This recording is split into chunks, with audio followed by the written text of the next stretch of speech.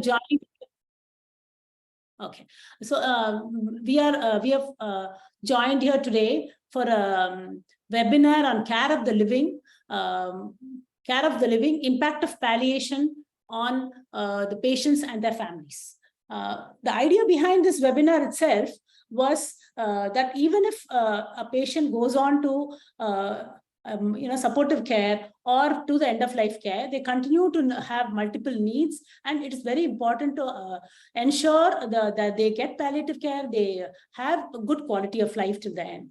So with that in mind, we took some elements of palliative care which I thought would be very important for the anesthesiologist practicing, like the communication itself, the ethics when you ethical issues when you look at these patients in the intensive care, the palliative care in the intensive care itself.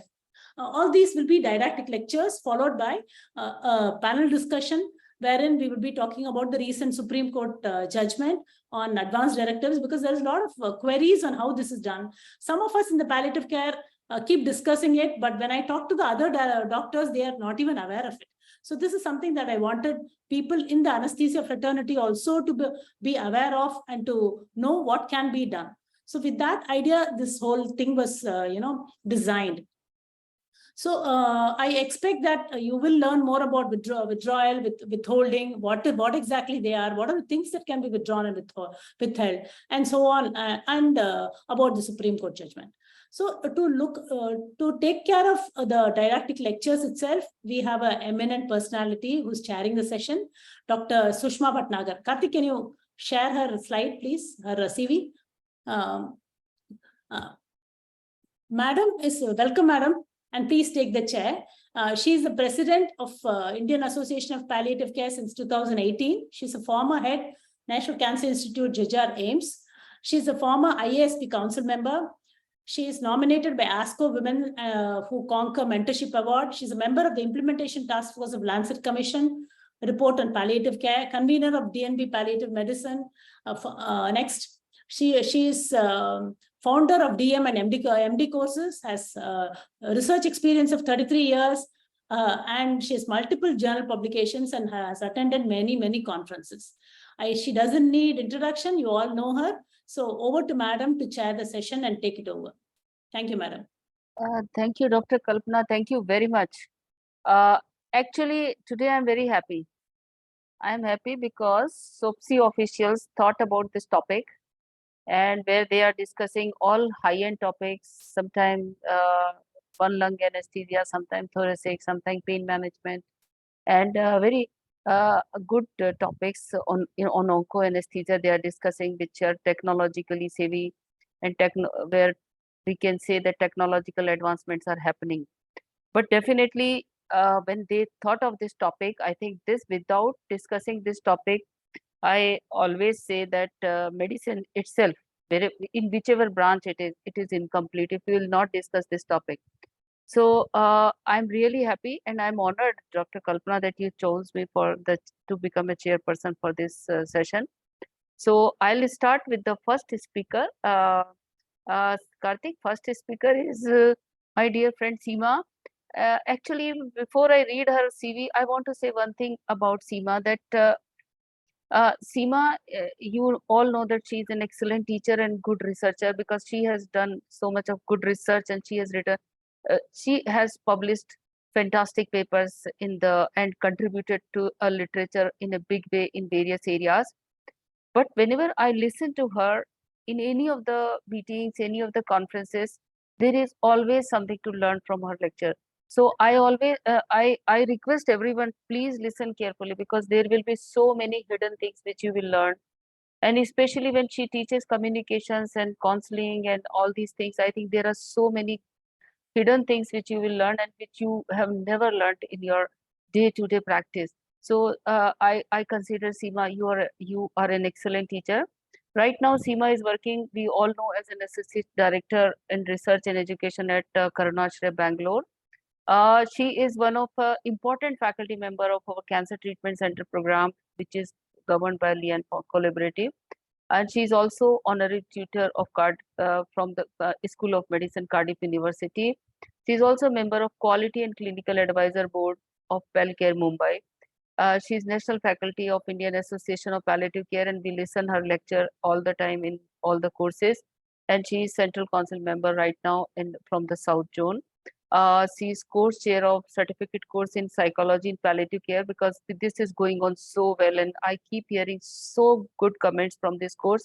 So Seema, this is again a compliment for you. And she is a course facilitator of certificate course in counseling skill in cancer and palliative care. So we can see that all her CV is belong. Oh, there is one more. So she is a senior research fellow. She was a senior research department of palliative medicine at Tata Memorial Hospital, and then she worked as a senior consultant in KMC Manipal and with Naveen, and they did a lot of good work. And basically, the best work which I can consider, that they led the ICU palliative care. There was a very good paper they have published, and they developed the ICU palliative care. Her area of interest are psycho-spiritual care, ICU palliative care, end-of-life care, and dignity therapy. She received Commonwealth Scholarship Award for pursuing Masters in Palliative Medicine, and Best Paper Award in 11th World Research Congress on European Association of Palliative Care in 2020. There are very good publication, and I will recommend that all the papers which Seema has co-authored, or as a primary or as a co-author, please read it carefully, because every paper has something new to say. Thank you, Seema, and eagerly waiting to listen to you. Thank you very much. Thank you so much, ma'am, for this kind introduction, and thank you for this opportunity, Kalpana and team. So let me share my slides before, and I can take off. Is it visible? It is Yes. visible. You have to make the slideshow. Yeah, go ahead. It is Yeah. visible. So the topic that I was asked to speak on today is about communication in palliative. I thought brief it into 3 sections about why it is important for us to communicate effectively with the patients, and what are the barriers that we might face when we initiate these conversations with patients, and how do we navigate it effectively. So in the next 20 minutes, I will just quickly cover through this. So when you look at a palliative care, primarily patient and family-centered care is in the heart of palliative care. When we talk about patient and family-centered care, it's not only about, helping patients and families come to terms with the serious illnesses that they have, but it's also about establishing a care plan that is that reflects their values and preferences, right? So it's about telling patients and their families that their voice counts. In order to do that, along with very good symptom management skills, what a palliative care physician essentially needs is good communication skills.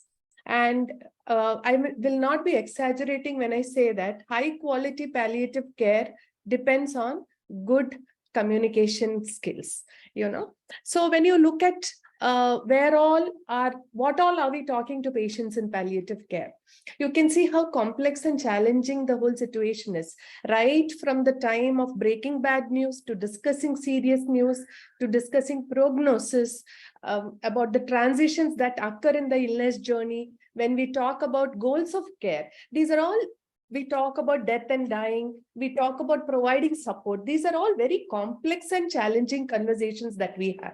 And it's important that the therapeutic alliance that you form with the patients needs to be very strong. And then these conversations can be navigated very easily. In order to have a strong therapeutic alliance, what is it that we need? We need good communication skills. So again, that is where the focus in palliative care is so much on learning effective communication. When we look at what is it that patients who are in their end of life, who are having serious illnesses want. This was a study that was done in 2006, but very relevant. 440 patients and 160 caregivers across 5 hospitals in Canada were asked this question. And they said 5 things where 4 of them were considered to be extremely important. One is the trust in the treating physician, avoidance of unwanted life support if it was not going to contribute to the quality of life. Third was effective communication and life completion. So if you see whether it is the trust, whether it's about limiting life-sustaining treatment, whether it is life completion. For all this also, you need to be able to communicate about these aspects with the patient. An Indian study was done in 2019 asking exploring the preferences of patients and the family caregivers about disclosure. Again, what did the patient want? They wanted full disclosure about their diagnosis and prognosis. But the caregivers didn't want it, preferred non-disclosure. So there was a conflict between the patient and the caregiver here. Whereas knowing prognosis helps patients to plan their future, especially when the end is near, what is the type of treatment they want, what type of treatments they don't want. It helps them to plan better. So this was the need of the hour. So once effective communication helps the patients, helps the caregivers, as well as the healthcare providers, there is enough evidence to show that there is good improved symptom control, good quality of life and quality of death, better acceptance of death and dying, better planning happens, less admissions into the hospitals, less utilization of the ICU. Hospice referrals are more when we have communicated effectively with the patient, decreased caregiver burden, and increased provider satisfaction. So patients want to know what is happening to them. Benefits, evidence for benefits are available, yet it is the proverbial elephant in the room. Most of the care providers do not initiate these conversations. Even when we talk to patients, we use euphemism, isn't it? We talk about grim prognosis, guarded prognosis, poor prognosis, serious illness, patient has passed on, they have, we have lost them, they are no longer there. We don't use the words death, dying, end of life care. We don't use, right? It is still that elephant. It is there, but we don't handle it. So studies have repeatedly shown us that end of life care conversations are essential to achieve a good death for the patient and closure for the family. And it is time that all of us as healthcare providers started initiating these conversations.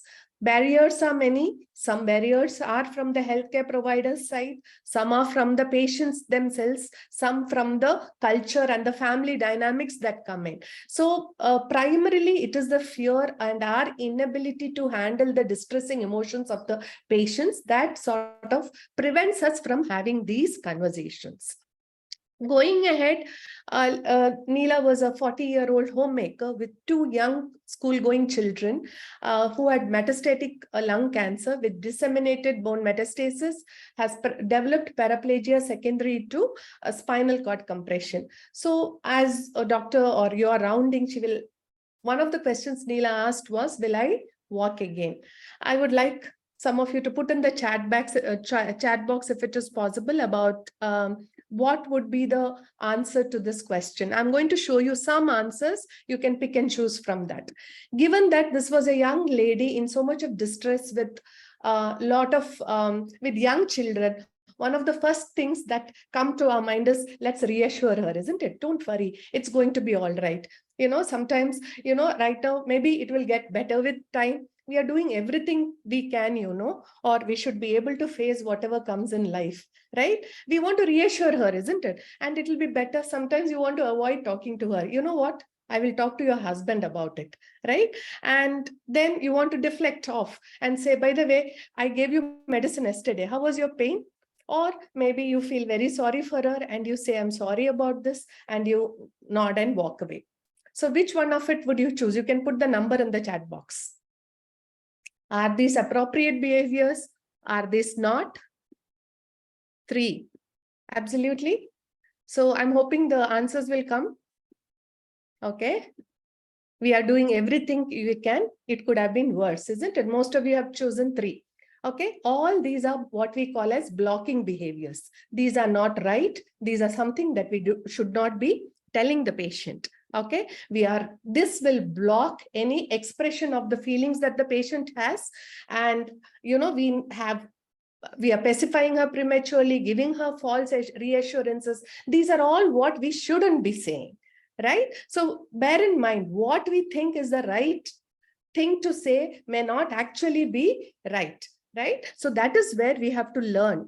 and communication skills teaches us on how to talk to patients effectively. And what is the result of telling all this? You have a patient who's very dissatisfied with your care, who has lost faith and trust in you, who cannot express her feelings or emotions to you, may not comply or cooperate with the treatment, and there is dissatisfaction with care, and it ends up troubling the caregiver, the patient, and you as a healthcare provider as well.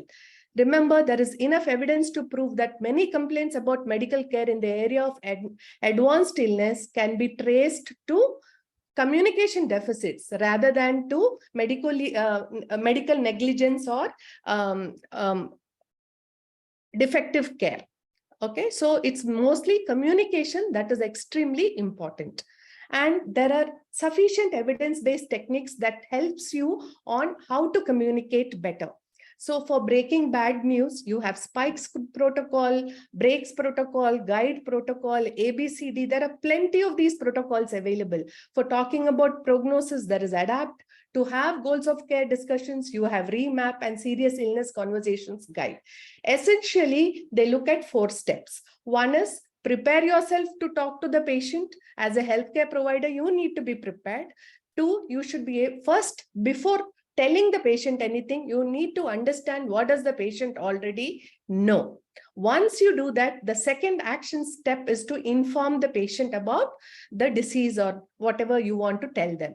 The third, once you've informed, it's definitely going to be a bad news. There is going to be a lot of emotions involved. You should be able to address these emotions as well. And fourthly, once you have addressed the emotions, then only you move on to the treatment, discussing the treatment plan and mapping the goals and values of that individual. So 4 steps in a phased manner. You don't have to do it all in one day. You need to go step by step. And remember, most of us are good in the first 2 steps, preparing ourselves to talk to the patient and giving the medical knowledge to the patient.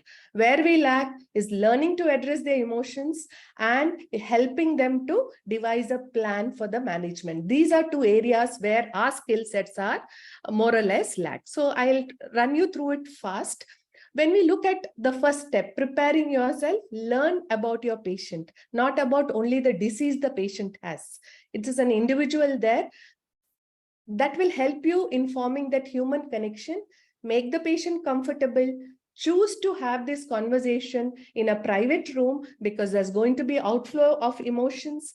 Introduce yourself, make eye contact, make patient comfortable, look and assess the patient understanding. Before you jump and tell the patient what is wrong with them, start by asking them what they know about their disease and listen without interrupting. A normal doctor interrupts the patient within 23 seconds, and then the next step would be to inform the patient. When you inform the patient, be sure to give a warning shot, signpost. Today, I'm going to talk to you about the investigations, about why you are unable to walk. Once the full results come in, let us discuss further about whether you can walk in the future or not. Okay, so giving them signposting what you want to say, not using medical jargon, giving little chunks of information at a time. And if patients don't understand, you can use audio visuals to explain, discussing uncertainty. Sometimes in palliative care, most of the time prognosis is uncertain. You need to discuss it. That's extremely important. And addressing emotions are extremely important. And there is a nurse protocol, naming the emotion, understanding the emotion, respecting the emotion, supporting and exploring. I've written the statements here. So this is how you can help patients address their emotions. By giving them that space to ventilate, it makes it easier. And finally, the final step is looking at their values and revising the plan that you do. And finally, summarizing the conversations. So if you go step by step, your communication becomes effective. And remember, use of non-verbals is extremely important because more than 70% of your communication is non-verbal. When you look at this photograph, you can see this is something you should not be doing. Looking down at the patient, having a closed body posture is something that will block effective communication. So Gerald Egan talked about what acronym called as SOLAR. That is, face the person squarely, adopt an open posture, your body posture, your gesture, lean towards the patient as you talk, have a good eye contact, relax and keep it non-verbal. So looking at your non-verbal body language, the way you talk, the way you express, your tone of speech is also extremely important.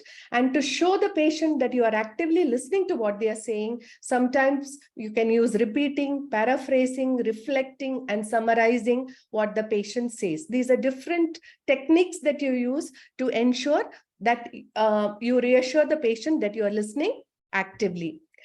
Finally, good communication is a balancing act.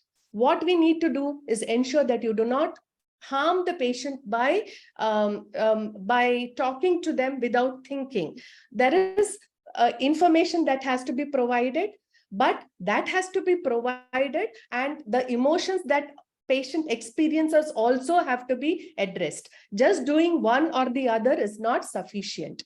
Okay, and giving concrete information and definitive promises. We can fix the next appointment on this and this date at this time. So giving those definitive promises is extremely important. Just like I said in the beginning, that most of the patients want to know the diagnosis and prognosis. Remember, there is a minority of patients who don't want to know, right? So if you use the same standard on everybody, you may create more harm. So it's important to tailor the communication to the patient and the family needs. And you should, rather than telling there is nothing more to do as far as curative is concerned, always focus on what you can do. If cure is not possible, control is not possible, comfort is possible.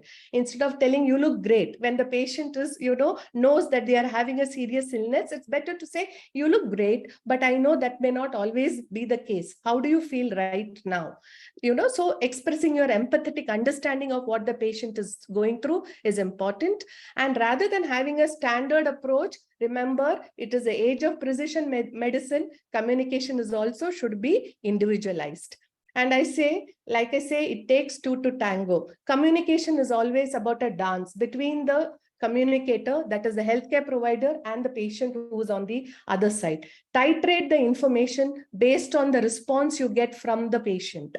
Okay, the patient will decide the pace of the information. It is not you. You can have 1, 2, 3 sessions to convey what you want to convey, but if you do it in a hurry, you will step on the patient's toes and cause more harms. So be mindful, just like you do in a tango, how you are mindful of the partner steps. You partner with the patient while providing this communication. To conclude, effective communication is an important skill. It benefits everyone. The whole healthcare system benefits from it if you are a good communicator. And lack of self-efficacy is a major barrier to good communication. And poor communication can impact patients' quality of life. And good training will help you to overcome communication. It is as important a skill as symptom management. And one of the biggest problems in healthcare is that we think that we are good communicators. That is something that we need to reflect on, and there is enough evidence to prove we aren't. And it is even the best of us who think we are good communicators may not be as effective as we think we are. With that thought, I end this session. Thank you.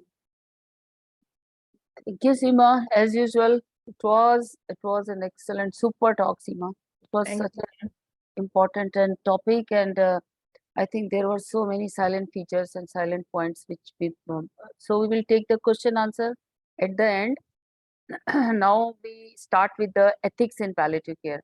So I'm really, we are really honored, Dr. Divya, that you are here to talk about ethics in palliative care. So as you can see, Dr. Divya is assistant attending physician in radiation oncology at Memorial Sloan Kettering Cancer Center, New York. She has done MD, ME, MBE in Masters in Bioethics from University of Pennsylvania, Philadelphia. She did her residency from Harvard Radiation Oncology Program, Boston. She received ESCO Merit Award and Conquer Cancer Foundation Award in 2018. And also she has received Rising Star Award from Society of Palliative Radiation Oncology in 2021. Right now she is co-director of Inpatient Radiation Oncology Consult Services, co-lead of Bone Metastasis Multidisciplinary Team, interim disease team lead of Metastatic Disease Team, and her research focus is ethics in oncology. So as you can see that her research is in ethics in oncology, and she did masters in bioethics, and she got multiple awards, and she's the right person to talk about ethics in palliative care. So Dr. Divya, you can start, and you're welcome over. Thank you so much for the kind introduction. Let me just share my screen and see if that works. Can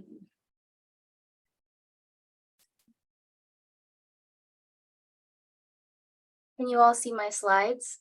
Yes. I wanted to also thank Dr. Seema for that really excellent talk on communication, because I think a lot of ethical issues actually arise when communication has gone poorly.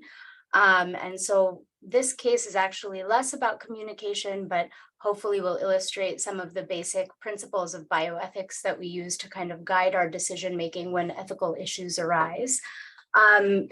I thank you for the introduction. My interest has always been in ethics issues. I treat mostly patients with brain, spine, and bone tumors for palliative intent treatment. So I often see patients who are, who are undergoing either brain radiation, experiencing a decrement in the quality of their life, or spinal cord compression, like the case that was previously brought up. But to begin, let's see if I can advance my slides. Next. Okay, so to begin, I'd like to start off with a case of a young girl. This is a pediatric patient, 8-year-old, and she had been diagnosed with multiple brain tumors in the prior years. She underwent multiple cancer-directed therapies, including surgery, chemotherapy, and clinical trial options. She was told there would be no further treatment options available, and hospice or best supportive care was recommended to her. She had gone home, but unfortunately had an event where she arrested and was brought back to one of the New York City hospitals. Of note, this is New York City. We have a diverse patient population. The family is of Indian origin. They religiously identified as Hindu. And while they had accepted that this young child was not going to live for very long, they had been administering Ayurvedic treatments at home to her. Because of her brain issues, she had actually been taking her food by an NG tube at home. And so these Ayurvedic treatments were given at home via an NG tube.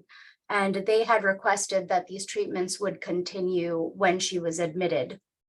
The hospital that she was initially admitted to had allowed these treatments to continue after extensive discussion because they're unfamiliar with these treatments.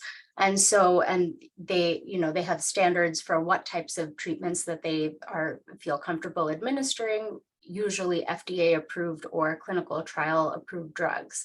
And so after the policy at the first hospital, they discussed that in the context of her end of life treatment, and given that she was likely going to pass quickly anyway, they allowed her to get this treatment via NG tube. And the family was pleased with that outcome. Unfortunately, her palliative needs had increased during the course of her stay, and so they requested transfer to a second hospital. The slide advancing. So in the second hospital, they accepted the transfer on the premise that the family would be able to continue the Ayurvedic treatments through the NG tube.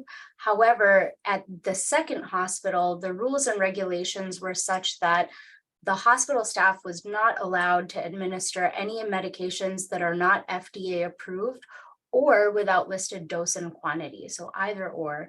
And the hospital staff were conflicted as to whether to give the patient the drug, given that it was against the rules and regulations of the hospital. I think they felt a lot of moral distress that this was a dying child. The family was very kind and reasonable in their ask of continuing this treatment. They felt it was important to administer, but the hospital rules and regulations basically prevented that from occurring.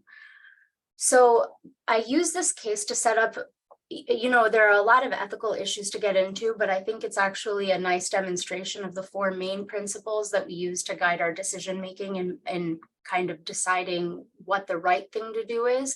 Oftentimes, there's no right answer. It's just a matter of which ethical principle we find that is most important or most relevant in the case, because you may find rationale to justify any answer, which is what this case was really about.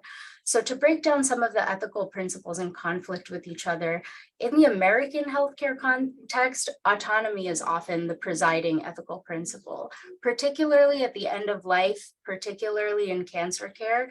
If a patient is going to die, we do whatever we can to kind of enable their goals of care. So usually goals of care is the driving force for treatment.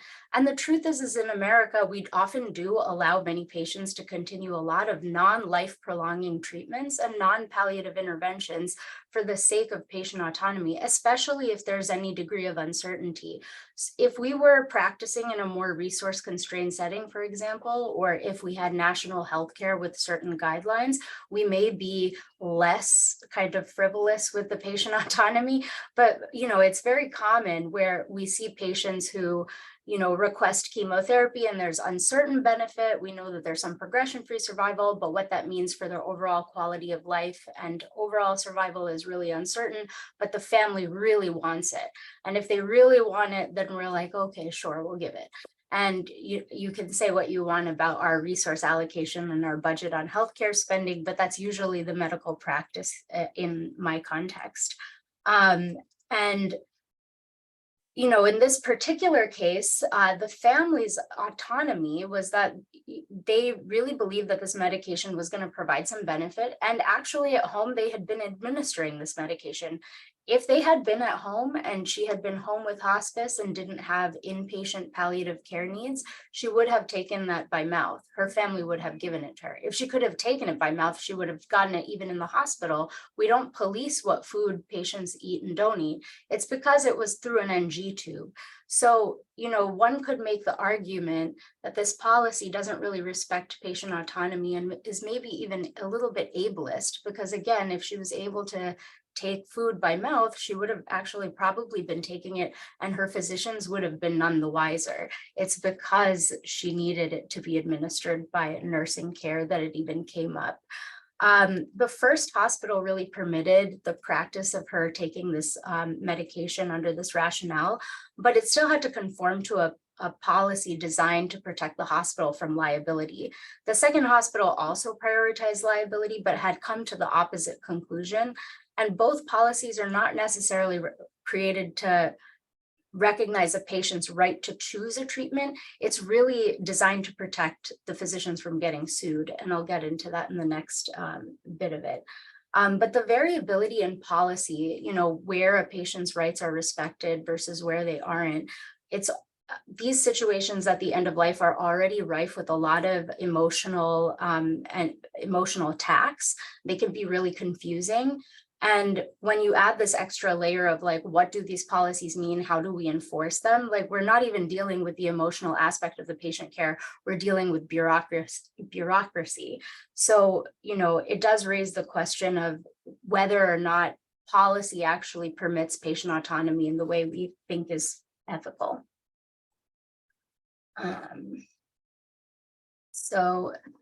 The second principle we often talk about is beneficence. So in this particular case, we had some question about whether these treatments would actually provide a palliative benefit. Western medicine has traditionally not integrated other cultural remedies due to a few different reasons. One of them is that we haven't done randomized trials that are then FDA approved. We have some inherent bias about what these practices actually will and will not do. And honestly, there's a general unfamiliarity. It's not ingredients that we are readily able to look up and see what they constitute and kind of guess at the pharmacological properties. We actually do know that a lot of the things that have been traditionally used by, say, turmeric, for example, has been something that has recently found its way into a lot of Western dietary supplements in practice because they found that it has anti-mitotic properties. Chinese traditions of acupuncture have been done for millennia, and only recently have certain physicians started doing randomized controlled trials to show that there's actually some symptomatic benefit beyond palliative, beyond a placebo effect. And so I think in the Western context, we're a little slow to recognize or be familiar with other products that our patients may use. But again, we're in New York City, so we really have quite a global population living in one area. And so, I think the truth is that we don't know if there's benefit here. And the family perceived that there was a palliative benefit. They weren't under any false narrative that the child was going to live a longer time. They felt that it was important to providing her symptomatic relief. And truthfully, even if it was placebo, if there was no physiologic benefit, placebo itself has some palliative effect. There's the ritual of being able to give your child a medication when they're not feeling well. And I think the providers actually did recognize the benefit that this treatment may have in that psychosocial context. And I think there's a lot of validating of cultural practices and cultural experiences that are important to do that help establish trust. And that is also a good. So when we think about ethical principles, we have patient autonomy. We also have, okay, what good was this treatment going to provide for the patient? And how is the hospital policy preventing that? Like I said, I think the biggest thing the hospital policy was responding to is this ethical principle of non-maleficence. So, the truth is that physicians,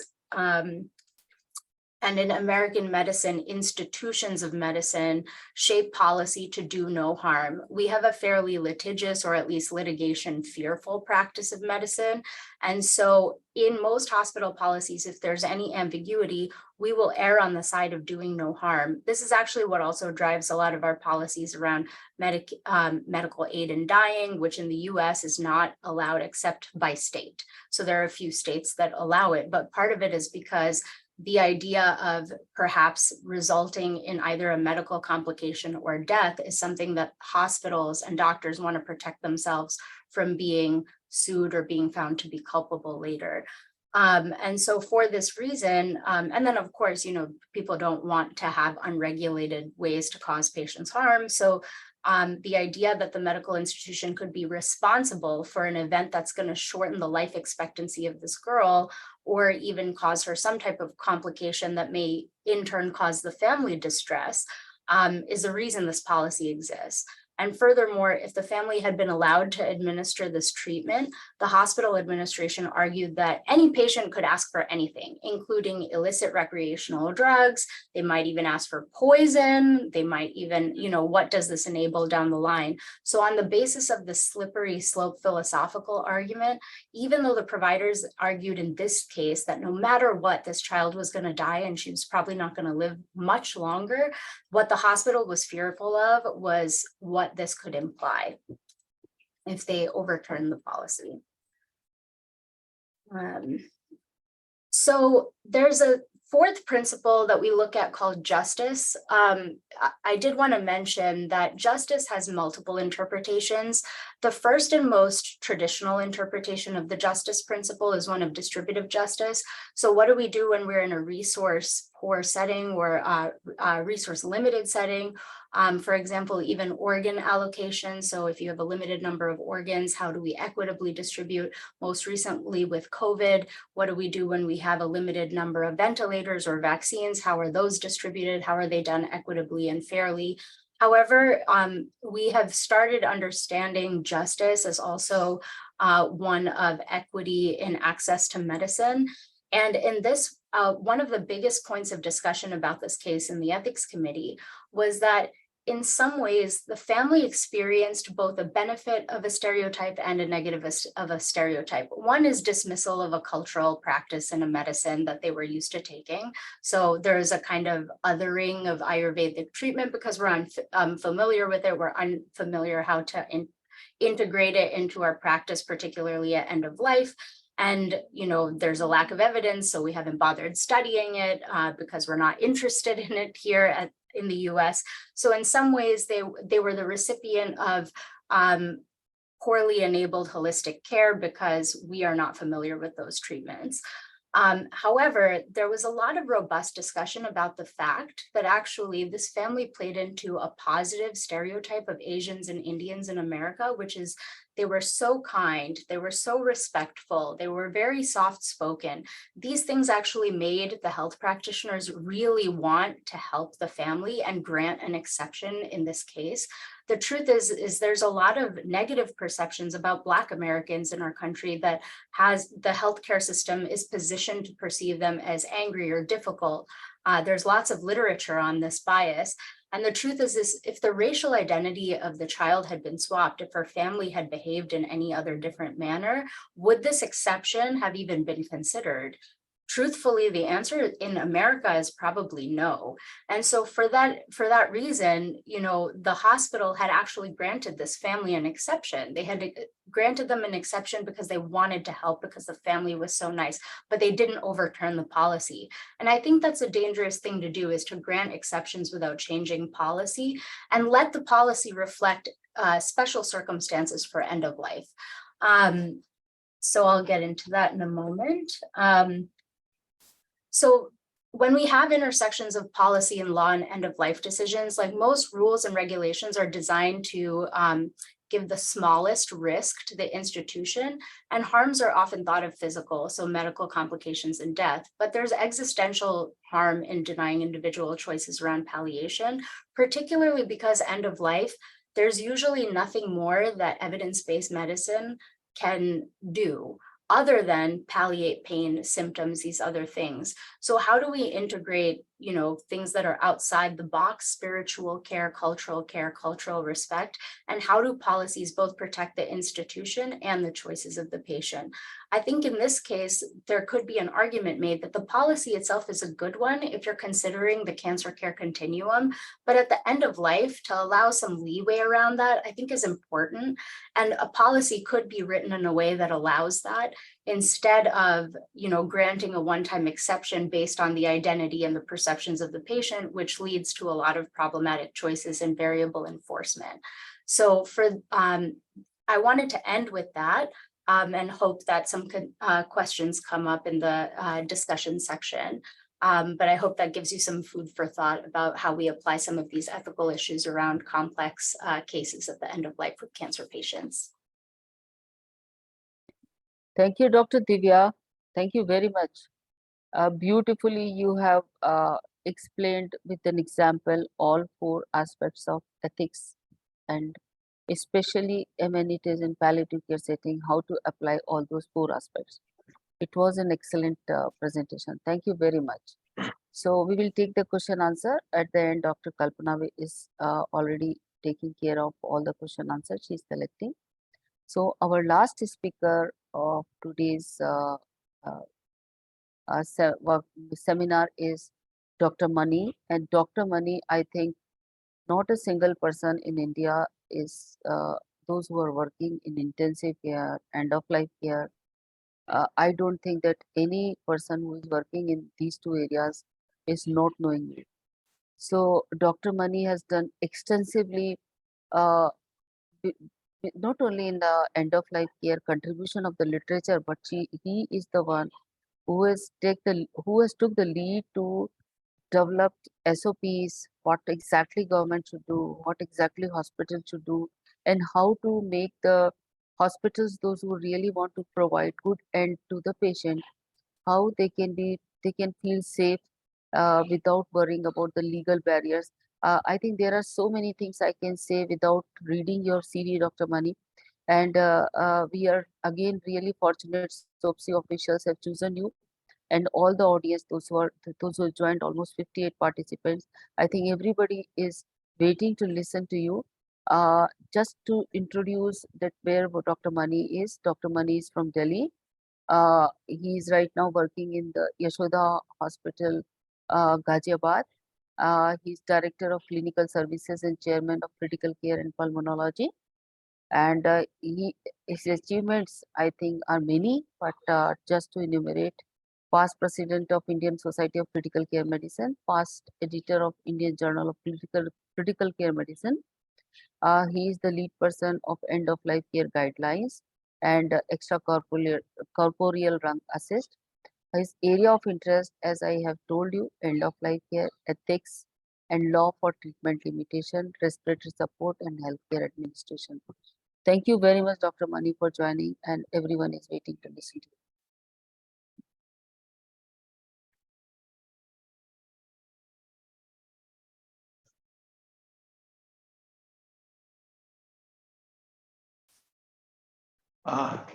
Thank you very much, Dr. Sushma, for this very kind introduction.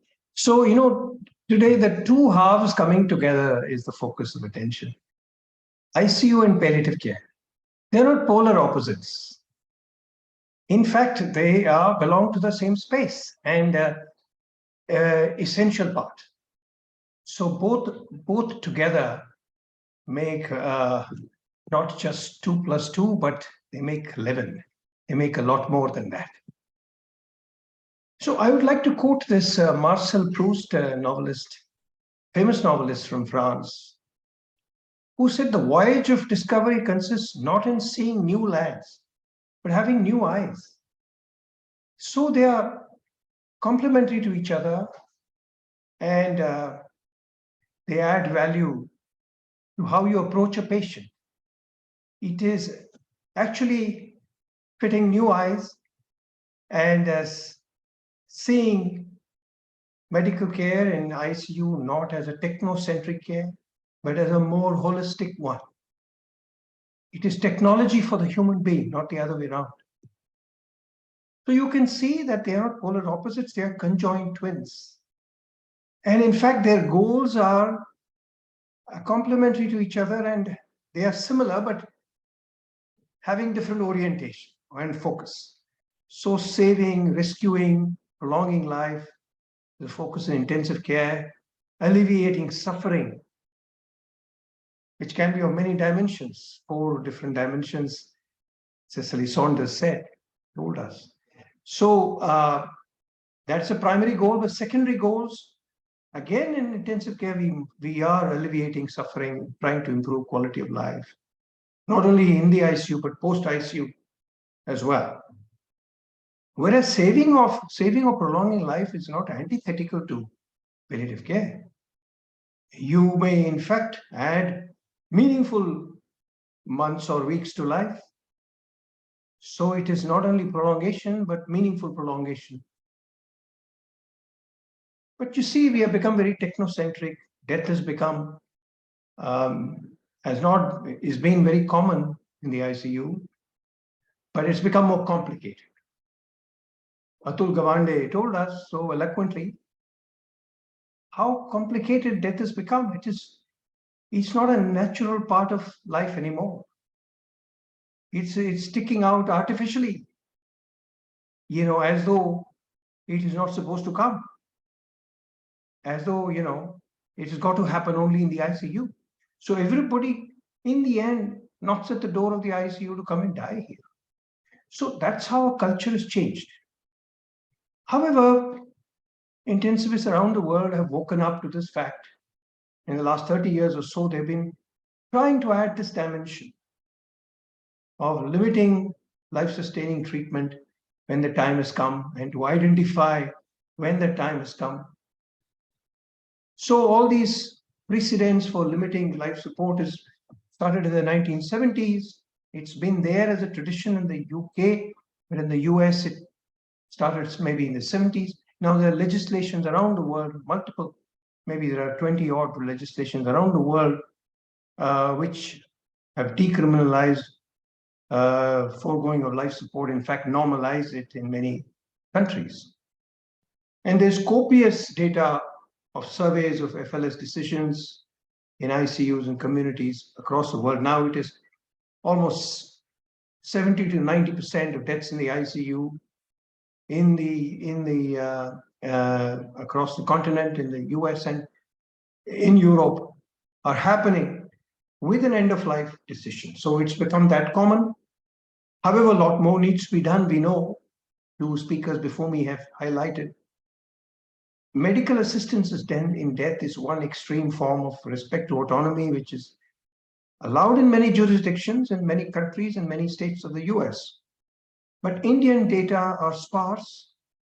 We come to that, whatever is emerging now, we look at that as well. But evidence for ICU PAL-care integration, particularly towards the end of life, has been there. There's been a profusion of data in the last 10 years or so. Taking the lead is Randall J. Curtis, an intensivist and pulmonologist from Seattle. Unfortunately, we lost him in January this year. But he and his team and his stable, his mentees, have given us almost all the papers. Another big doyen is Elie Azouli in France, who's talked so much about communication. So you can see in these papers, a communication intervention or in the form of a strategy or brochure, reduced emotional burdens, improved bereavement support in one study. And in a single center study from Curtis' team, there was no improvement in family assessed quality of dying or family satisfaction. However, there was an improved nurse assessed QODD in reduction of ICU length of stay and also the quality of dying. And in a cluster randomized study of, in a multicentric study, there was, with multimodal interventions, it's not just a brochure, it's a multimodal, the communication training and communicate and people proficient in communication, following up with the patient.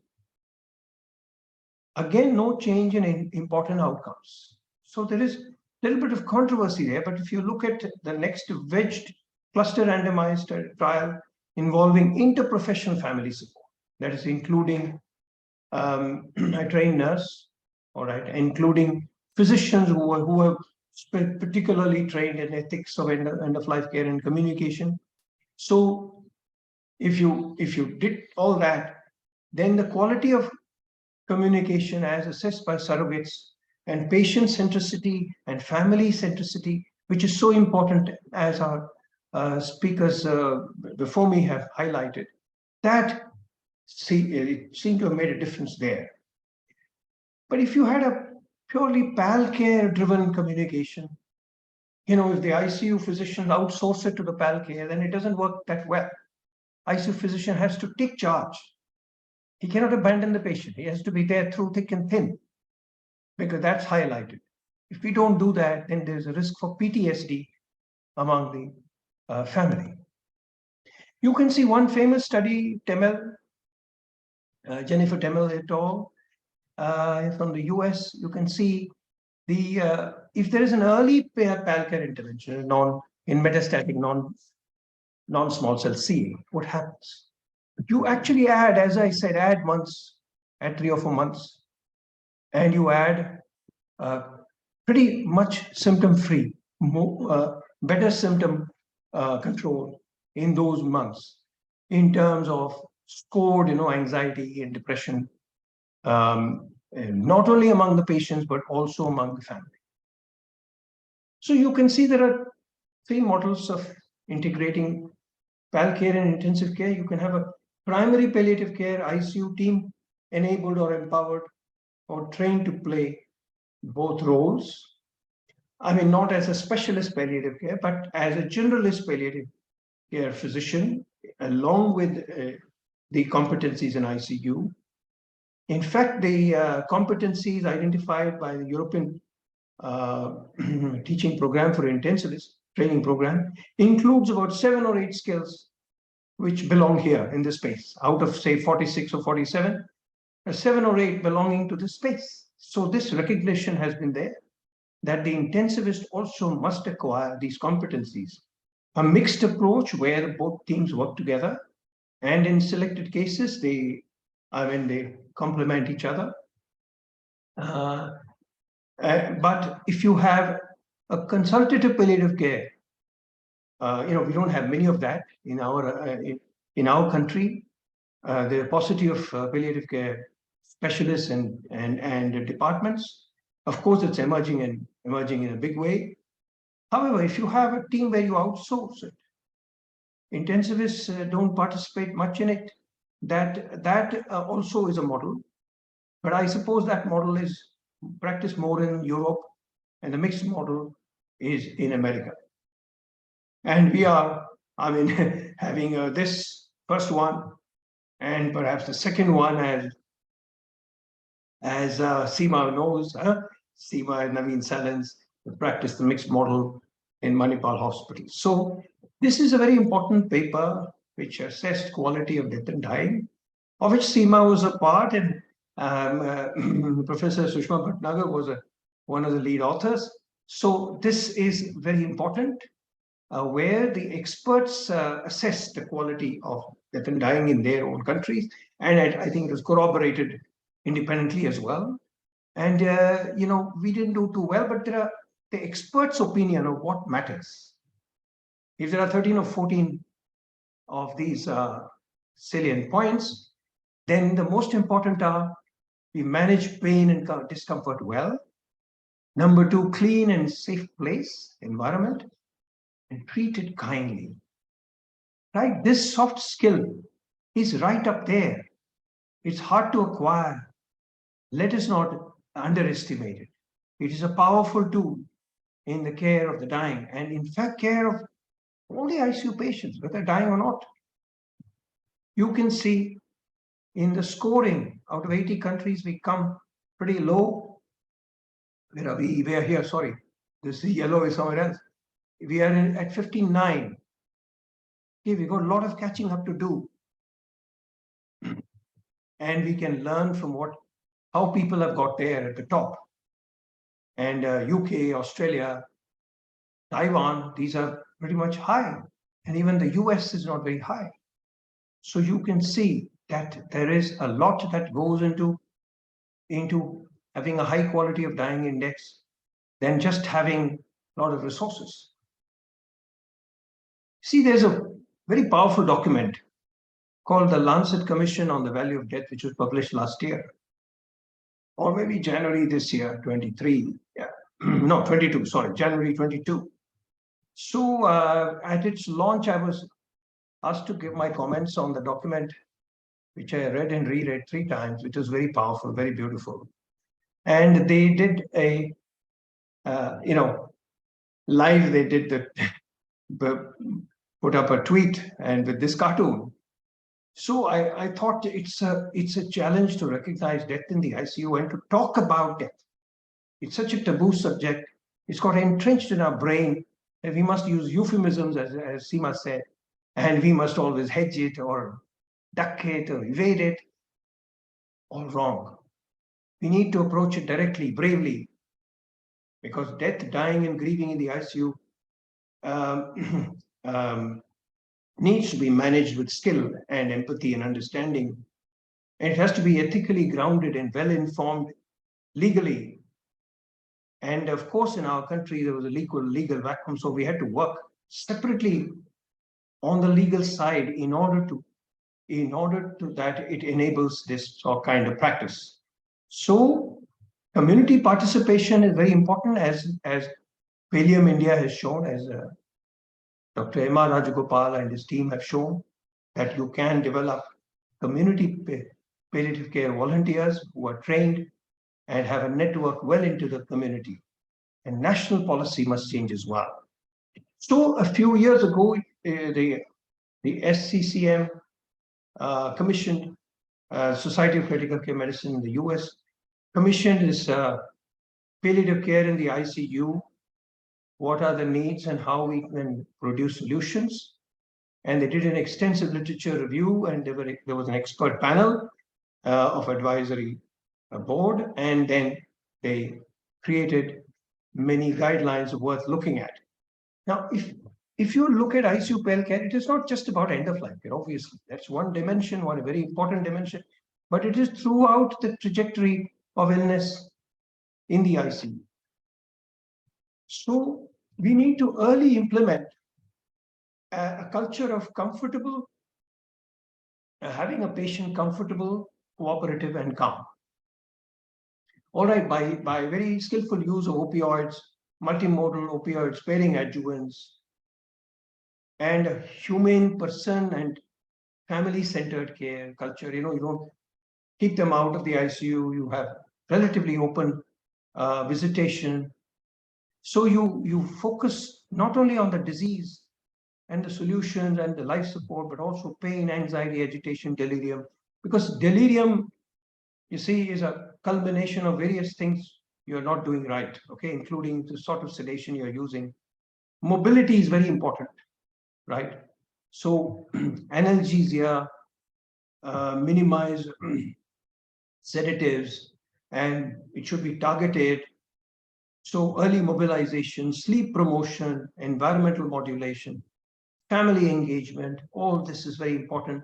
Many times we don't allow the family to engage, which is very cruel, because we think there's some increase in the infection incidence and all that, which is not well grounded in evidence. So we avoid unjustified deep sedation that goes into preventing or addressing delirium, even beyond removal of the life support. So titrated to a pre-specified goal, all these things are very important.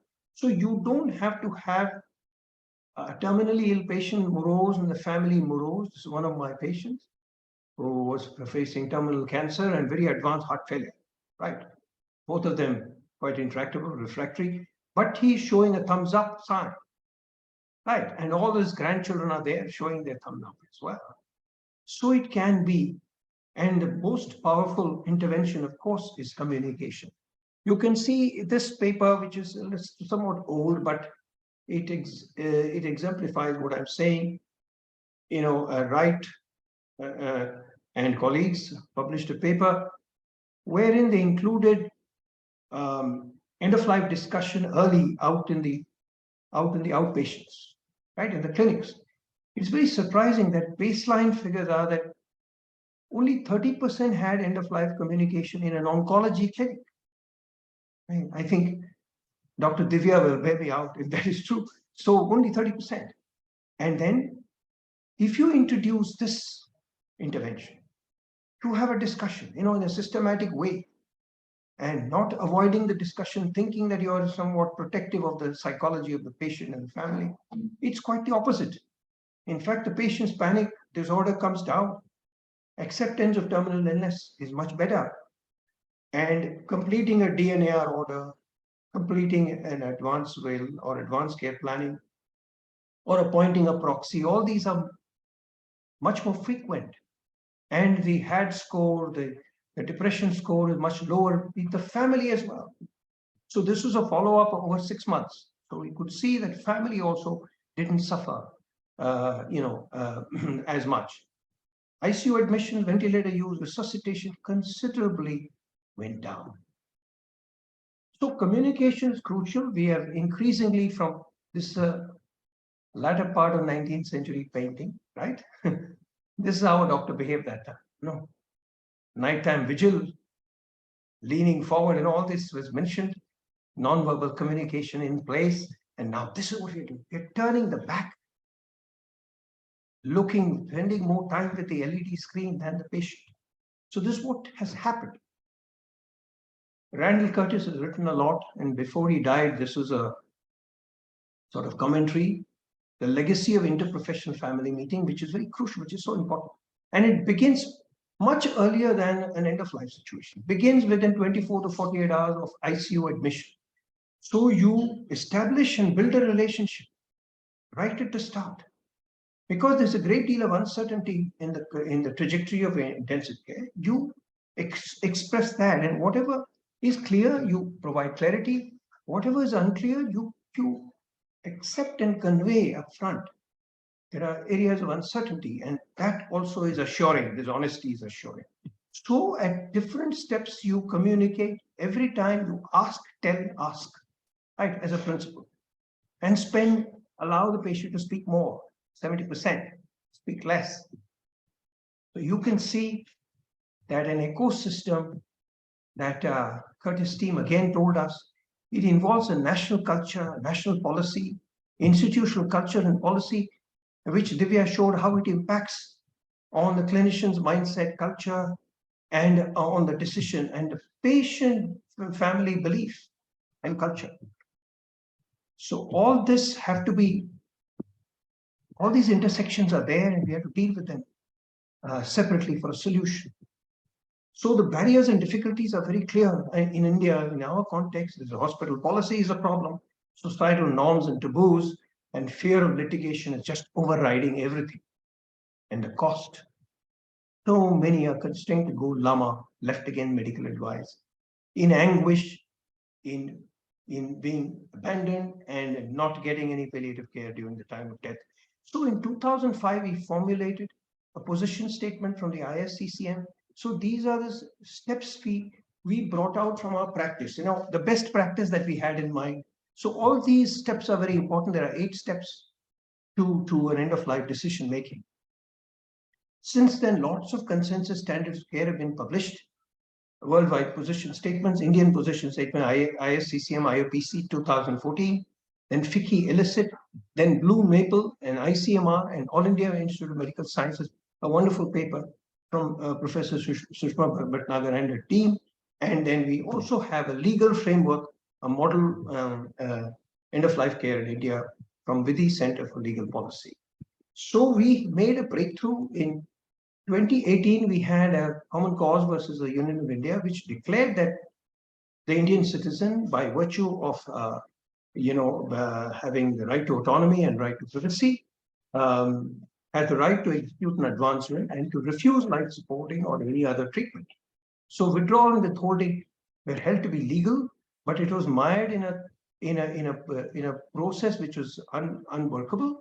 So we appealed ISCCM and Vidhi Center for Legal Policy to simplify it and make it within reach.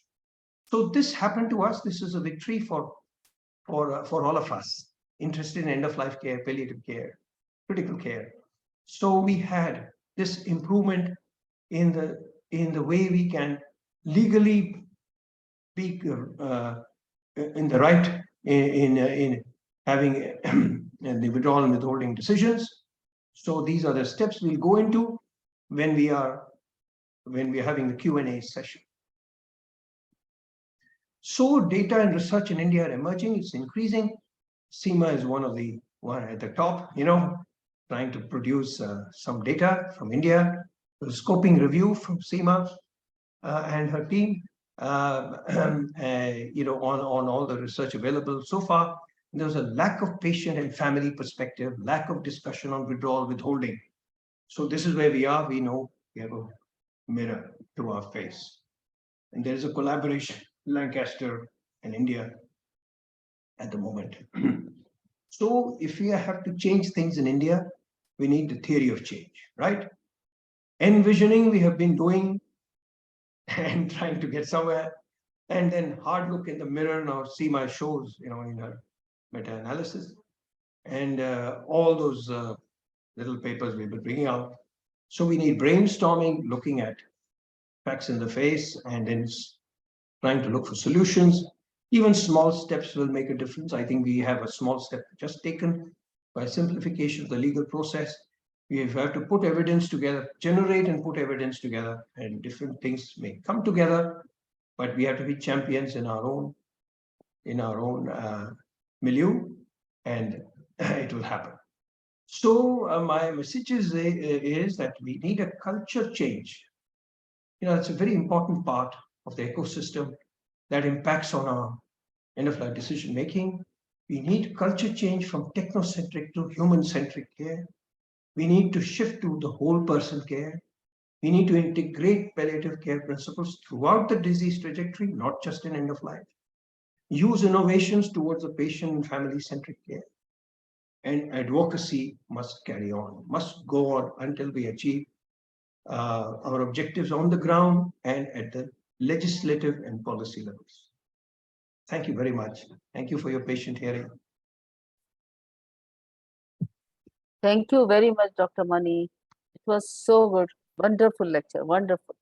So now I hand over to Dr. Kalpana again for panel discussion and question and answer.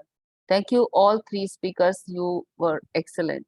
And it was so good to hear to you, all of you. Thank you very much. Thank you, Sushma Madam, for doing that and chairing this session. Now, I think we will go on to the panel discussion with the same three speakers. We are going to be having a panel discussion moderated by Dr. Meenakshi and Dr. Karthik. They are from Cancer Institute. Dr. Meenakshi is Associate Professor in Cancer Institute.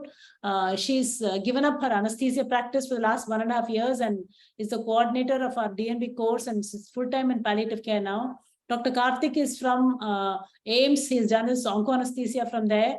Is a DM in oncoanaesthesia and he's working with Cancer Institute now. So they'll be moderating the session on recent Supreme Court judgment on end-of-life care. Karthik, you can put the next slide. Yeah, with the this would be a case-based discussion where they'll be reading out the case scenarios and putting some questions across. Any of the other members who want questions also can go ahead and ask questions. We'll take it forward from there. Thank you. Karthik, you can take over.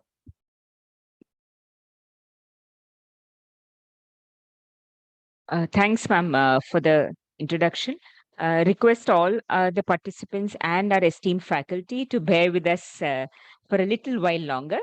Thank you all for joining as we move on from the didactic lecture sessions to the case-based panel discussion to better our understanding of the subject and put theory into practice.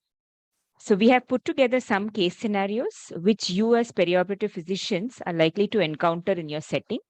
While my colleague Dr. Karthik kickstarts the panel discussion, I request you to drop any questions in the chat box so that we can take them at the end. Over to you, Dr. Karthik. Yeah, thank you, ma'am. So we move on to the first case. He's a 58-year-old gentleman with a known coronary artery disease who has been diagnosed with periampullary carcinoma. And Karthik, can you just display the slide? Sorry. Yeah. I have displayed. Okay, it wasn't coming for me. Sorry. It's not visible for me as well. It's not visible. Yeah, it hasn't changed. You have Yes. to close this and open that. Share this and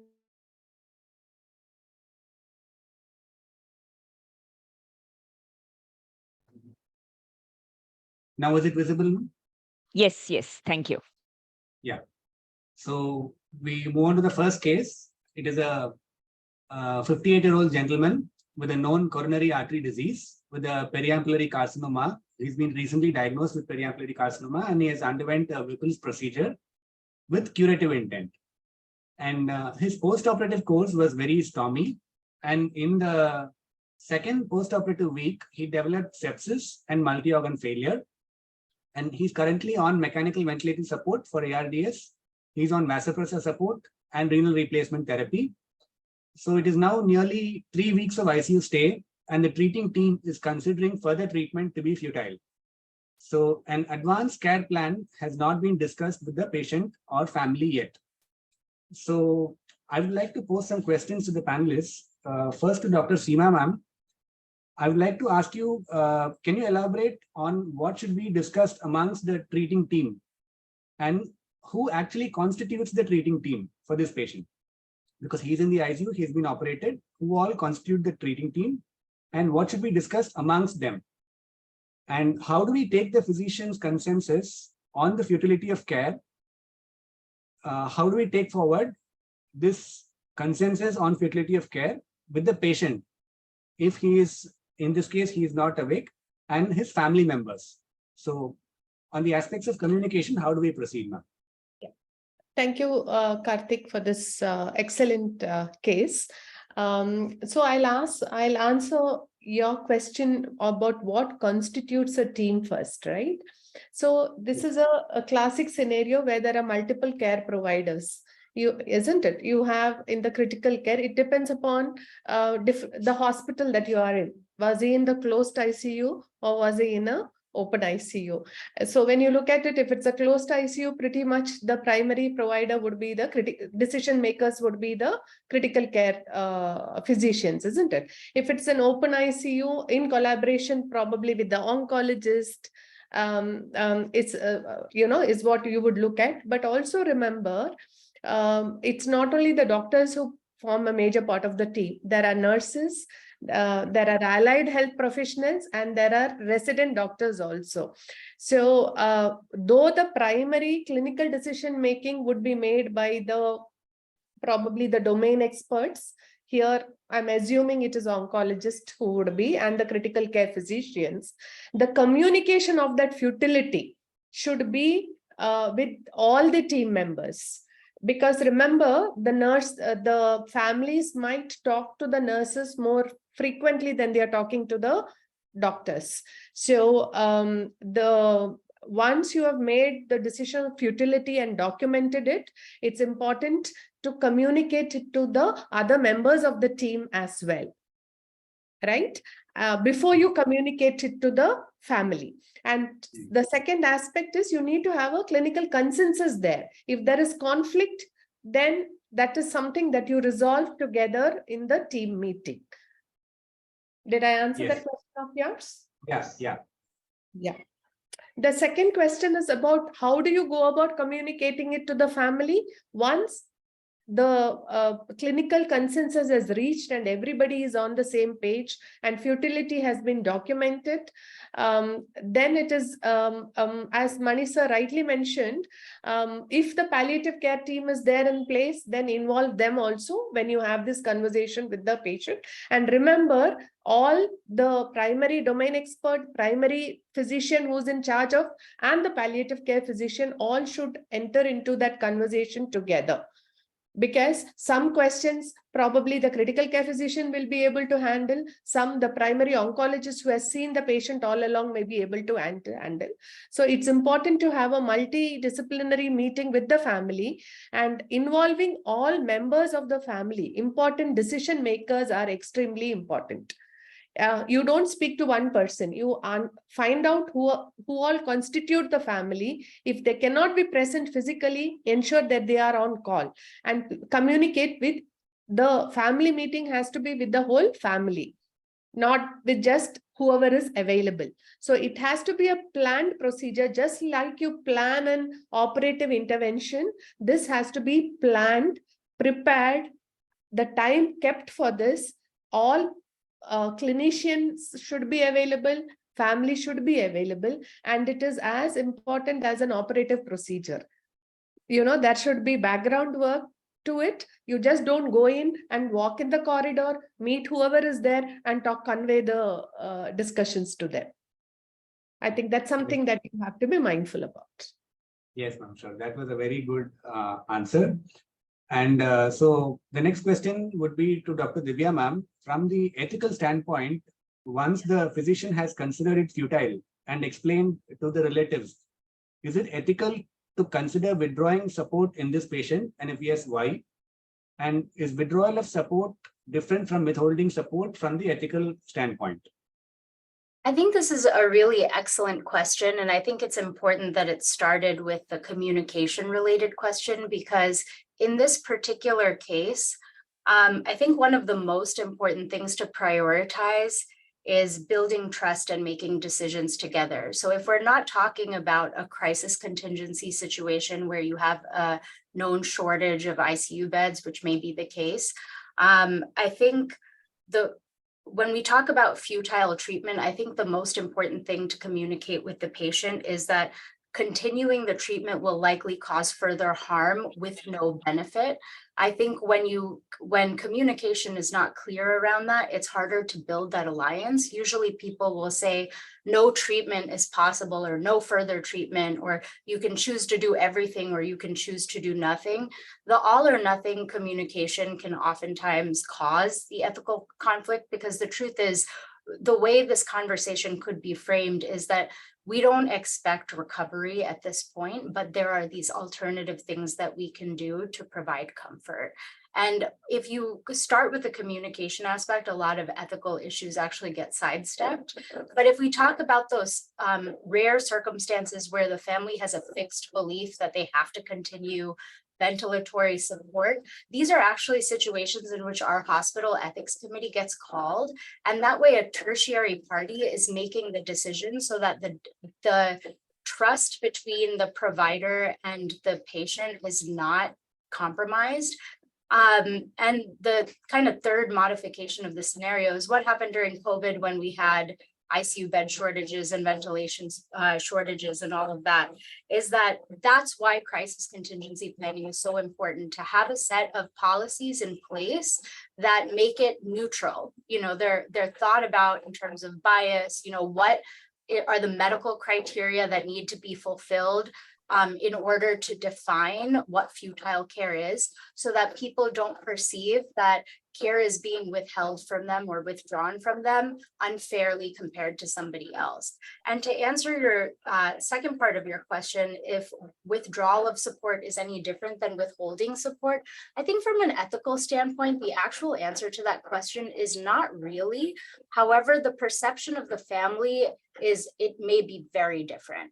So the idea of not ever wanting to experience intubation or wanting to have certain things done to your body and then having those wishes respected is very different than having them done and then having to be in a position to withdraw them. So that's why advanced care planning kind of helps with that aspect. On the alternative side, sometimes people really want to try a treatment. So I have this happen frequently with radiation. We're not certain of the benefit and patients want to say, well, can we give it a shot? And then if it's not working, you know, we can stop or withdraw the treatment. And I think that you have to kind of pay attention to the emotional needs of the patient. Ethically, I think there's very little difference when it comes to outcomes. I think the truth is that the emotional experience is very different and it's individual. It's case by case. It's dependent on the family and the values that the family and the patient have. And so, yes, that's I don't know if I've adequately answered your question. Yeah, sure. Thank you. Thank you for that answer. So the next question is to Dr. Mani, sir. In this above patient, what all would be considered a support that can be withdrawn apart from the ventilatory support? And would you continue to give total parenteral nutrition or IV fluids if the decision is made to withdraw support? And if the decision is made to withdraw, what is the procedure to be followed by the treating team? You see, firstly, I must clarify that futility is a word which is not very nice to use, and very difficult to support what futility is. You know, so we talk about inappropriateness or disproportionateness or non-beneficial or harmful. You know, these are the words we use, which of course leaves some room for negotiation, leaves some room for feeling your way to a decision, which is what is vital in an end-of-life decision making, because total physiological futility in the absolute sense is very rare, okay, and not the common condition. So coming to what constitutes withdrawal, right, or withholding for that matter, is anything that supports life or aims at cure, right? In a situation like this, anything that is not for symptom control or for palliation is a therapeutic intervention which is unsuitable or inappropriate. After 3 weeks of treatment and refractoriness, and you don't need more of antibiotic, you don't need more of ventilation, you don't need more of vasopressors. All this can be removed. You don't need more of renal support, right? You don't certainly not need parenteral nutrition. Parenteral nutrition or enteral nutrition are also interventions you don't take lightly. They can also do harm. If nothing else, the patient gets irritated, right? With a tube sticking to his nose when he or she, who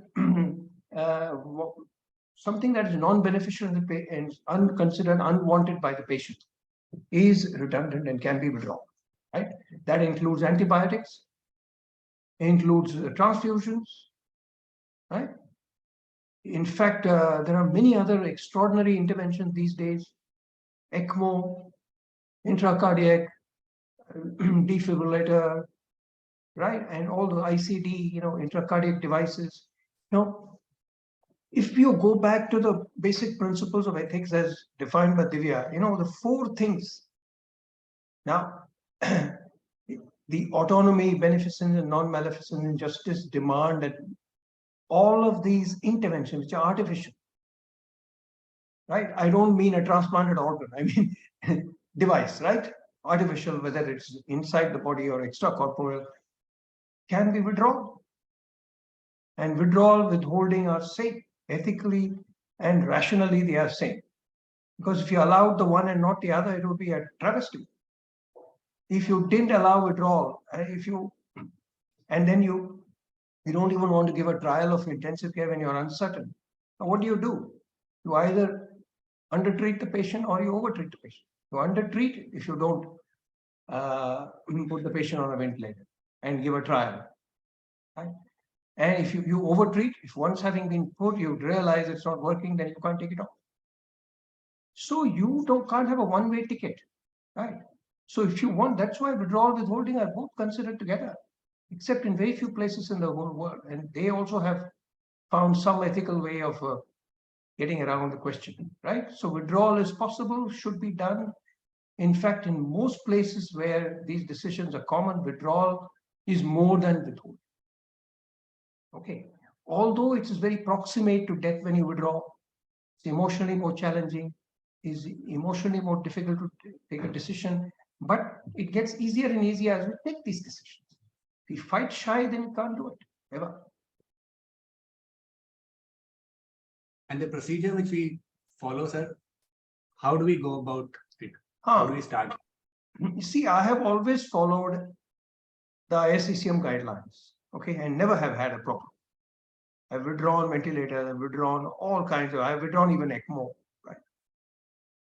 Yes, in one case, I've withdrawn the ICD, intracardiac device. With good communication, understanding, and you know what you're doing, there's no problem. But then we always had a problem with the law, or we had a perceived problem with the law. So now the law has spoken, it says withdrawal, withholding are legal, they are decriminalized in certain set of conditions if you follow certain rules. So according to the current Supreme Court guidelines, there is a 2-step process. You see, the basic principle, what the court wants to say is, let it not be a unilateral decision. Okay. And unless you're dealing with the patient directly, which is only 5% of the cases in the ICU, you need to have a body of physicians talking to the family members or legal proxy. And an advance will is not cast in stone. It is to be integrated in your decision, because a patient cannot always envisage what's going to happen and be so well informed that he's absolutely correct. So you can't just have a menu card shown to the patient and then you just follow that. You've got to have a discussion. And this is a 2-step process. 3 physicians required with at least 5 years experience, which any case we have in the ICU, right? That is a primary physician and the intensivist and maybe 1 specialist. But you must have an oversight by a second panel. That's what the court has said now. Second panel of 3 different physicians from the same hospital it could be. But one of them should be an appointee by the CMO, Chief Medical Officer of the district. And it initially looks daunting, but it is not. You can always empanel a set of physicians within the hospital. And these decisions, the concurrence between the primary board and secondary board should not take more than 48 hours by the Supreme Court stipulations. So it should not take too long. You can have this. You don't have to take any magistrate's consent or anything like the previous judgment. All you need to do is just inform, just send a note. That's it. As we do for any diagnosing MDR TB, don't we send a note? So same in notification. It's only for notification purpose. So this is very doable. We must do more and more, then we get good at it. So may I interrupt, sir? Mm. We just, in the interest of time, can we move on to the next question, sir? Yes. Just before that, sir, about the we will have some questions for you at the end. We'll probably take them at the end. Moving on to the second case, we have a 54-year-old lady who's been recently diagnosed with carcinoma breast and had a very bad experience with her father whilst he underwent treatment for his cancer. So she comes to us and says she wants to register an advance directive for herself should she deteriorate during the course of her treatment. So she has come into the hospital and she's inquiring with the treating team about the same. So the question to Dr. Seema would be, how would the physician, how should the treating physician respond to this request? So you are asking me from the communication point of view, isn't it? It's not about enforcing or how do we go about doing the ADs, but from the communication point of view, how do we Yes. How do we respond appropriately? Yeah. So I think one of the things at this point would be to explore it further with the lady to, in terms to find out, use the regular communication skill techniques of goals of care conversation, what you do. Find out what is it that she knows about her illness. Ask, tell, ask, sir has said, isn't it? So, that's one of the techniques that we use. Explore what she knows about her illness, explore what she wants to know. Is there any further inputs that she needs from you as a physician before she makes her decision? Right? Try to understand the emotions that are behind it, that is driving this decision. Is it an emotional one, or is it an informed decision making? Has she thought through this process? These are things I probably are something that you will reflect on in your conversations with her. If you feel that it is an informed choice that she has made, understanding her illness, rather than an emotional decision making, then probably you will help her to put her advanced directives in place. Thank you, ma'am. Thank you for the clarity. A question to Dr. Divya. When we follow an AMD, is patient autonomy the only ethical principle at play? I think it's a leading question because it's a big one, but for most things there are multiple ethical issues that can come into conflict. I think for this case, I think once again, starting with Dr. Seema is the most important thing because communication and exploration of feelings is probably the key to this case as well. She has a certain experience that's informing her expectations of her illness course. And honestly, at face value, at least in my practice, I have zero problem with people having an advance directive at any stage in their illness. I have one right now with no active diagnoses because I think it's important to think ahead. And if people are in the mindset to do that, actually, it's a very reasonable thing to do. But if there's some component of fear that's behind it, I think that's worth exploring. I think where people feel ethical tension is when they think a patient is saying, I don't want these interventions for something that medical personnel feel is a very reversible condition. So if there's an acute illness or an acute procedure and someone says, I don't want to be resuscitated or I don't want these things, and we project our identity, maybe it's a younger patient, maybe it's quite a healthy patient, and we can't understand why they're saying these things. So sometimes we do feel a little bit of an ethical tension from a beneficence / non-maleficence thing where we say, how could you not want this medical intervention? It's you don't have that serious of a condition. And that's a projection of our values. I think understanding where patients come from, ultimately it is their body, it is their decision, and the hospital is not a prison. So we don't have to execute a sentence. Like if they wish to register an advance directive under the major principle of autonomy, I feel that that's very reasonable. But I think there's probably something underlying it that as a clinician, you're kind of morally obligated to explore more that has probably a lot more to do with fear and misunderstanding. Thank you, Dr. Divya. Sir, Dr. Mani, this question is directed towards you, sir. What is the procedural pathway for this patient to put down an advanced medical directive on paper? And how can we practically help the patient with this process? You see, it's a tool and instrument, and what goes into the paper is what your wishes and values are as to what you would not, usually it is what you would not want. Okay. I do not want to be ventilated. I do not want to receive cardiopulmonary resuscitation, something like that. And you are witnessed by two independent witnesses, preferably. It can be family members, but the court says preferably two independent witnesses. And this has to be a legal document through through notarization. Earlier, with the earlier judgment, it was with the magistrate. So that is a more complicated process, and it's not accessible to many elderly. So it should be either notarization or it could be by a gazetted officer. Now, but we must understand these are only a documented tool. It doesn't necessarily enable the patient to understand or envisage what is going to go on. So it should be a part of an advanced care planning. ACP, which means conversation, opening up a conversation, preferably not just with the doctor alone, but with a multi-professional sort of team. It could be with a nurse, it could be with social workers, it could be with psychologists. Right, so the patient gets a sense of what can happen and gets to vent his or her feelings, emotions, and it may include the family as well. The family also goes through a lot.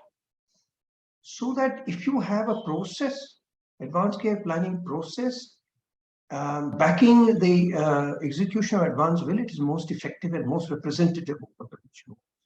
And it is operational only should the patient lose capacity.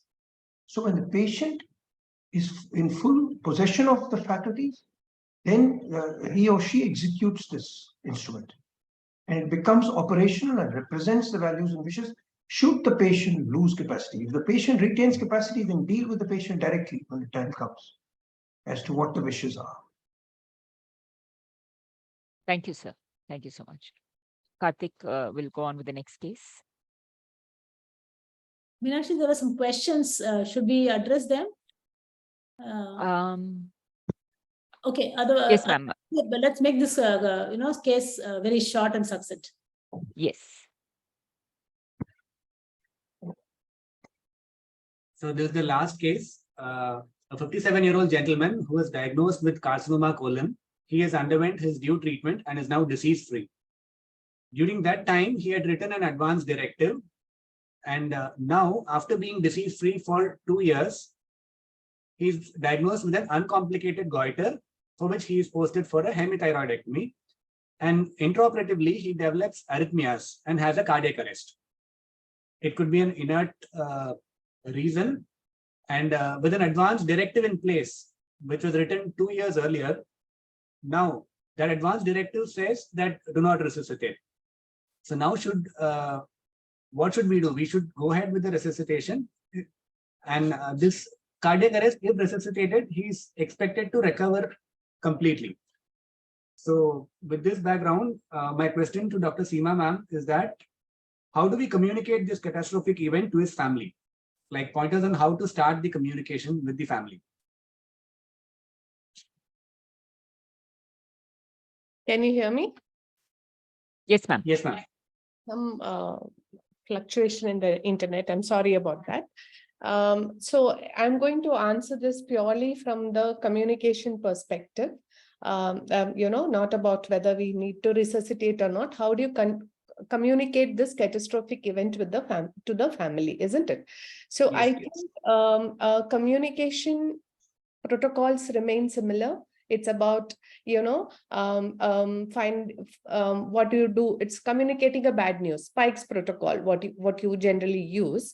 But also remember, probably the family, the grief reactions might be there. Be prepared for that when you specifically communicate unanticipated event.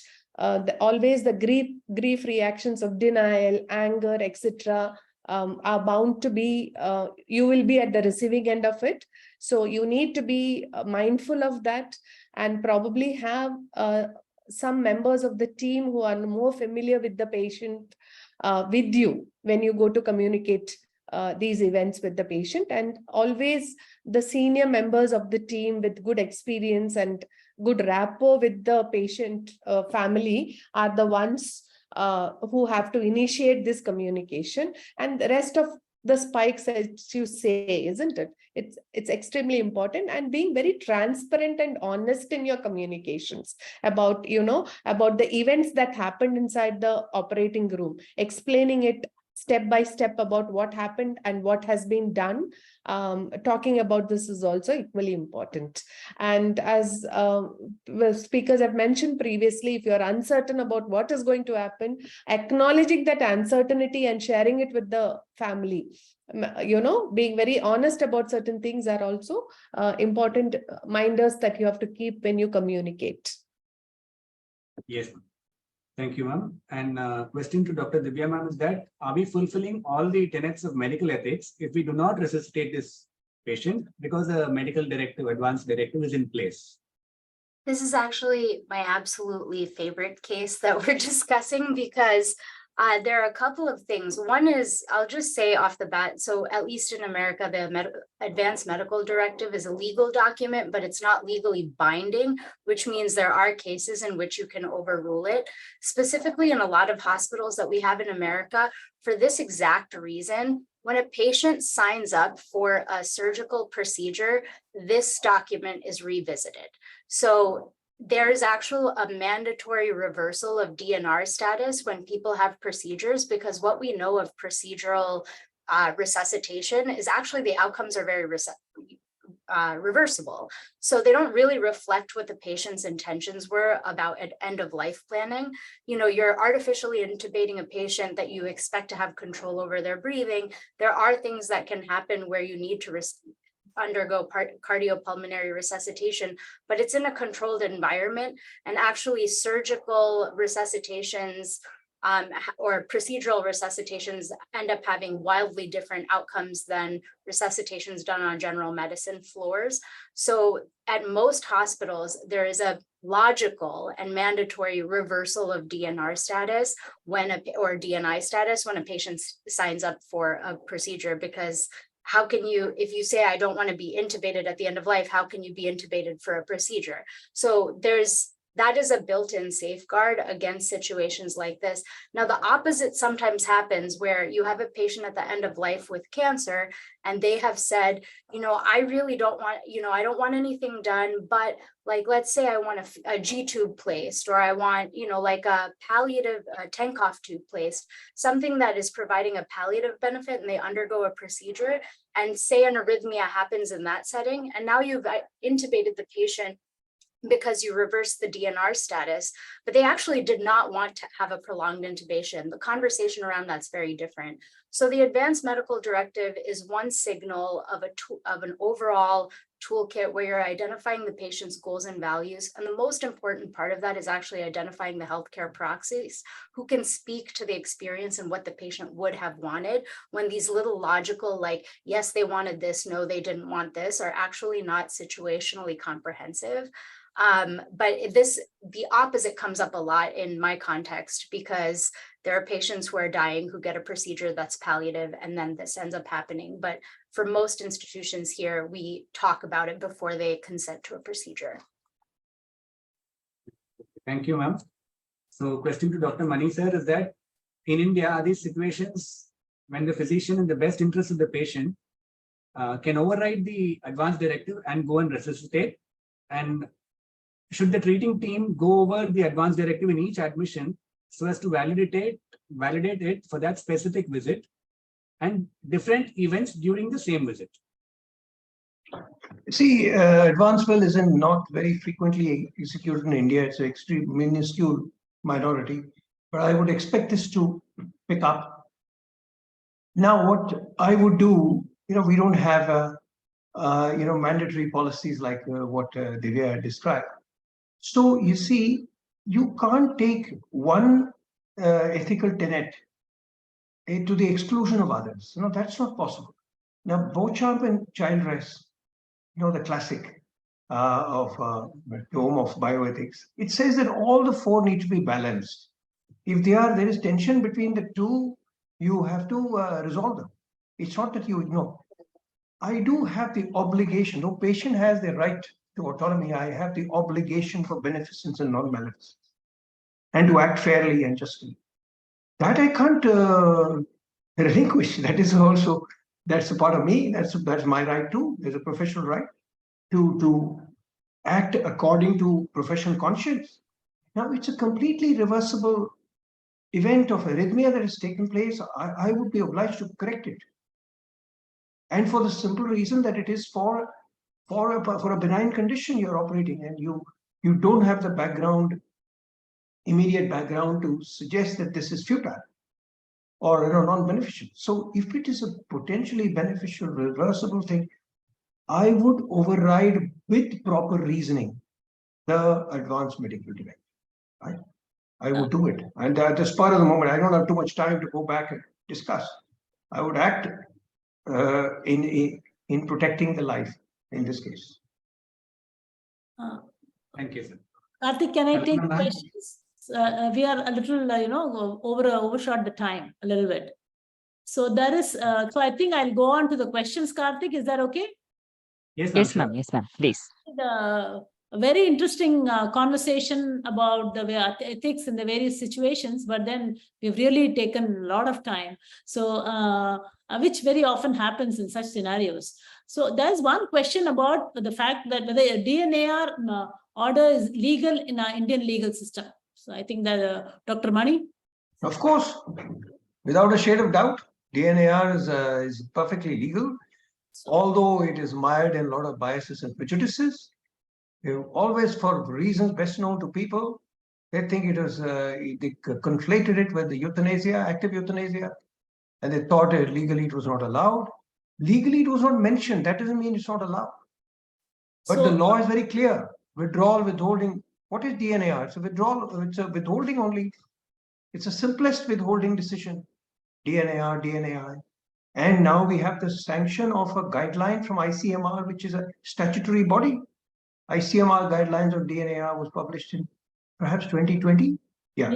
yes. So it is there in place. So please don't be under the impression. Only thing is, I would say, from the ethical perspective, we need to discuss, if possible. If you think CPR is likely to happen, imminent, something like that, it is good to discuss with the patient, if possible, very sensitively, and if possible, because there's always an anticipatory decision, DNAR, right? You can't do it when the CPR is going on. And, so you need to anticipate and discuss, if possible. And having the set of documents ready for these would really help, isn't it, sir? Yes, that's what I mean. You must have the documents. You have a DNAR form at the ICMR site, which you can download. Yeah. And that also says you must discuss. So although you're not obliged to institute a treatment which you think is not indicated, because it's a medical intervention. It is not for patient to demand it. Okay, you think if something is totally futile, you don't need to institute it. But being empathetic, sympathetic, and being caring for the family and the patient, you need to discuss it and open up the question. Thank you, sir. Allow, yeah. So there's one more question where they ask whether euthanasia is legal in this country. Now, I'm sure you know. Of course not. Active euthanasia. By euthanasia, we mean active euthanasia. We do not mean withdrawal, withholding, or DNAR. Please, let's have that very clear in the head. There are no category of euthanasia, right? Euthanasia is only one. It's not even called euthanasia anymore. It's called medical assistance in death now. Okay, there are few terms, but nobody calls it active euthanasia anymore.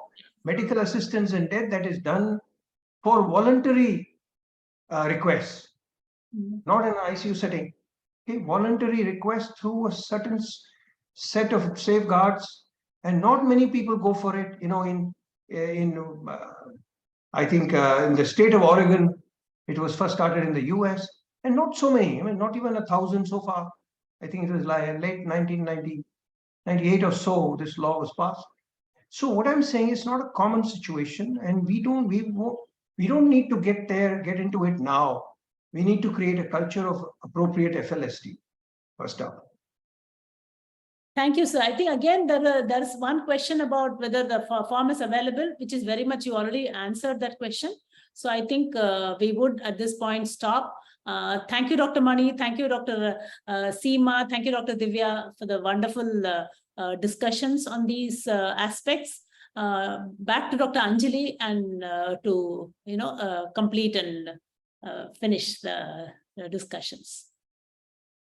Thank you so much. I think I speak on behalf of all members of SOAPC when I say that today's discussion has been very interesting. So at the very beginning, I would like to thank Dr. Kalpana Balakrishnan for putting together such an august team. They're all very experienced practitioners in their own discipline, and perhaps as anesthetists, we would not have been exposed to their expertise, except that you invited them on this forum. Thank you, Dr. Mani, Dr. Divya. I think it's early in the morning there, isn't it? Yeah. And Dr. Seema, and Dr. Meenakshi and Dr. Karthik, it was wonderful. And above all, I would like to thank Dr. Sushma Bhatnagar. She has expertise in both fields, anesthesia as well as palliative care, and she brings it to the fore every time. Thank you so much, ma'am. Thank you, hosts and co-panelists. Thank you all. It's a pleasure meeting you all. Thank you, sir. Have a good evening. Thank you, sir. And at the very end, I would like to thank the audience. We've had very little attrition today. We are nearly 60 people and they have stayed right until the end. So that means we've had a lovely session, very interesting. Thank you so much. Good night. Good night, everyone. Thank you. Thank you so much, everyone. Thank you for giving us the opportunity to host the session and hope to have you again on our platform very soon. Thank you so much. Good night, everyone.